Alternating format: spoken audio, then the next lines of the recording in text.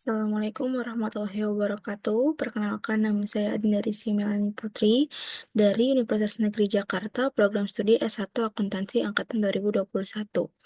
Pada presentasi kali ini, saya akan mempresentasikan mengenai laporan praktik kerja lapangan yang sudah saya laksanakan pada Kantor Akuntan Publik Barata Arifin Mumajid dan Sayuti atau biasa disebut KP BAMS.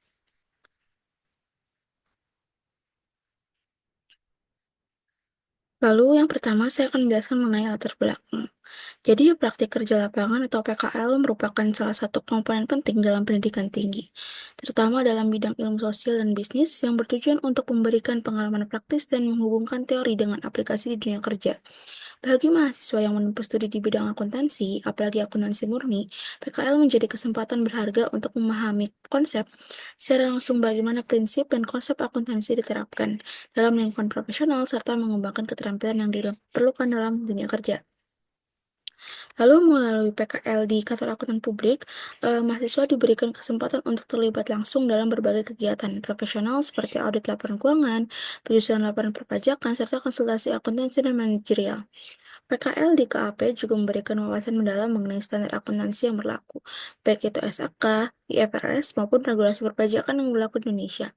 Pengalaman langsung dalam menangani berbagai masalah keuangan dan audit ini diharapkan dapat mempersiapkan mahasiswa untuk lebih siap menghadapi tantangan di dunia setelah lulus. Lalu, tujuan dan manfaat dari PKL itu sendiri, yang pertama tujuannya secara umumnya tuh untuk menerapkan praktek kerja lapangan sebagai junior auditor, menerapkan prinsip dan teori akuntansi dan auditing yang dipelajari di kelas pada audit di dunia nyata.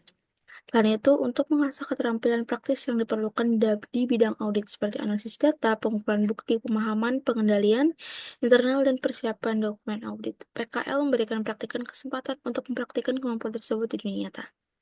Lalu untuk manfaatnya, saya jadi mampu mempraktikkan bagaimana merapikan order kertas kerja dalam pengauditan. Lalu yang kedua, praktikan mampu mengerjakan kertas kerja atlas di berbagai perusahaan. Lalu untuk tempat pelaksanaannya, saya melakukan praktik kerja lapangan sebagai junior auditor di KAP Barata Arifin Mumajid Sayuti, yaitu sebuah perusahaan yang bergerak di bidang pada pelayanan atau jasa. Di sini ada profil singkatnya, alamatnya di Jalan Raya Rawa Bambu, nomor 17D, 13 RW 5 di Pasar Minggu, di Jakarta Selatan. Lalu di sini juga tercantum website dan email perusahaan tersebut. Nah, di sini ada waktu pelaksanaan. Terbagi dari persiapan PKL, pelaksanaan, hingga penyusunan laporan PKL. Yang pertama, di bulan September, saya mempersiapkan PKL. Pada tahap persiapan ini, praktikan terlebih dahulu mencari informasi, ketersediaan, dan memilah beberapa perusahaan dan instansi yang sesuai dengan jurusan praktikan. Setelah mendapat instansi yang sesuai, praktikan kemudian melakukan konfirmasi kepada instansi tersebut mengenai dokumen yang diperlukan untuk mengajukan permohonan praktik kerja lapangan. Di sini saya dihubungi oleh eh, supervisor pada tanggal 27 September untuk melengkapi dokumen-dokumen apa saja yang diperlukan. Lalu pada tanggal 30 September saya diharapkan datang ke kantor untuk menyerahkan dokumen-dokumen tersebut dan langsung diberitahu mengenai norma-norma atau peraturan yang berlaku di perusahaan dan mengenai tata tertib dan hal-hal sebagainya. Lalu untuk tahap pelaksanaan itu ada dimulai di bulan September akhir atau masuki bulan Oktober, yaitu eh, hari kerjanya Senin sampai Jumat, waktu jam kerjanya dari jam 9 pagi hingga jam 17.00, dan ada waktu jam istirahat pada pukul 12 sampai pukul 13. Di sini saya nggak hanya WFO, tapi juga ada WFH.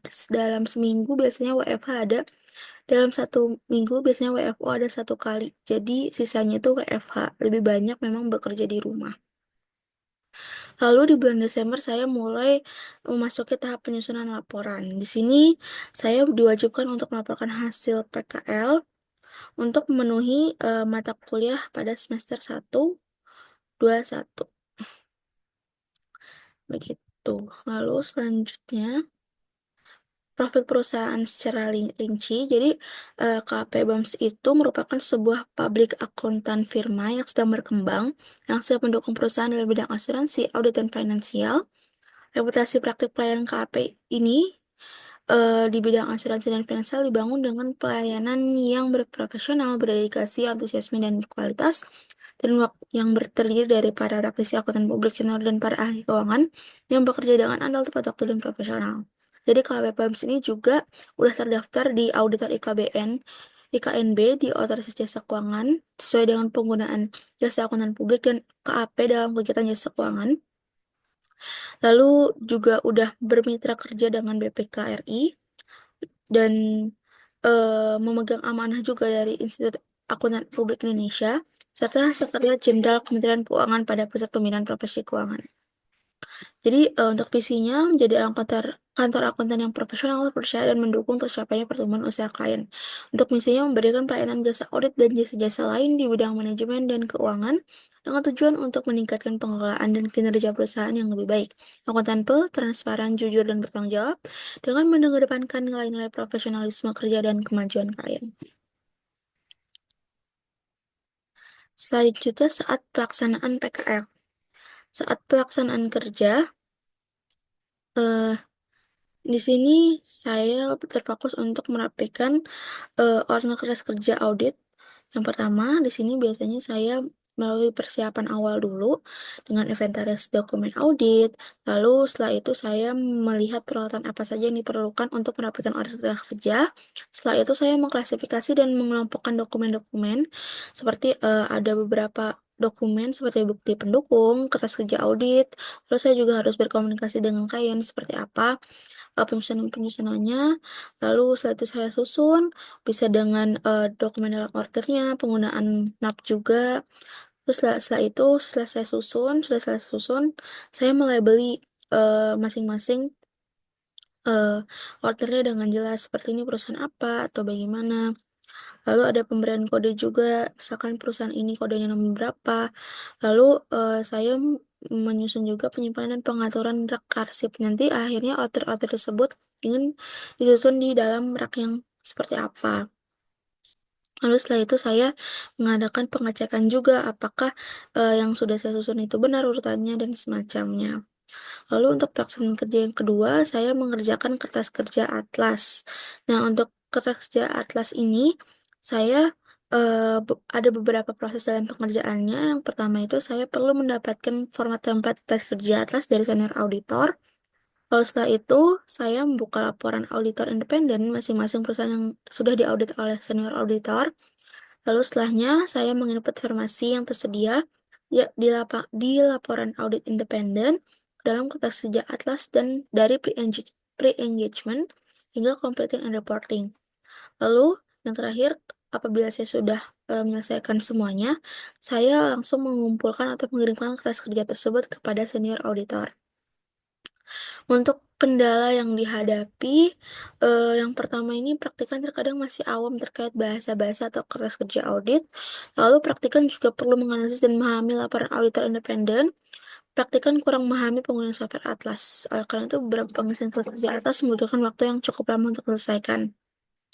Jadi di sini ada kesenjangan juga dari pengetahuan dan keterampilan yang diperoleh dengan praktikan di lapangan. Jadi kalau untuk pembelajaran di kampus masih banyak rumus-rumus dari Excel atau dari teori komputer akuntansi yang memang belum diajari sepenuhnya oleh kampus sehingga saat melakukan praktik kerja lapangan, praktikan masih gagap dalam penggunaannya. Lalu ada juga di sini teori pemeriksaan akuntansi di mana saat praktikan atau saya ini mempelajari di perkuliahan ini tidak mendapatkan teori atau eh, penggunaan atlas itu bagaimana. Jadi ketika menggunakan keras kerja atlas di kantor, saya mengalami kegagapan juga. Jadi harus banyak belajar. Lalu untuk kontribusi praktikan bagi tempat PKL, praktikan dapat memberikan beberapa kontribusi yang dapat diberikan bagi tempat PKL, seperti membantu meningkatkan produktivitas dan efisiensi proses kerja dengan membantu dalam menyusun order kelas kerja, mengerjakan kelas kerja atlas yang dapat membantu pekerjaan menjadi lebih efisien, dan dengan adanya saya atau praktikan, senior auditor terbantu dalam proses pengolahan data klien karena file atau dokumen klien sudah dirapikan oleh praktikan. Lalu ada kesimpulan dan saran. Yang pertama kesimpulan dari saya, selama pelaksanaan kegiatan di KAP BAMS, praktikan banyak mendapatkan pengetahuan dan ilmu praktis yang tidak didapatkan di bangku perkuliahan, seperti belajar beradaptasi pada lingkungan kerja yang sesungguhnya, pentingnya kedisiplinan dan kesopanan yang diajarkan di tempat PKL. Selama 2,5 bulan atau selama 55 hari, praktikan mengikuti PKL, praktikan melakukan sebagian besar kegiatan yang berhubungan dengan kegiatan audit, seperti mendapatkan output kertas kerja audit, dan mengerjakan kertas kerja atlas. Dan di sini saya juga mempunyai saran, baik bagi KP BAMS maupun bagi program studi Universitas Negeri Jakarta.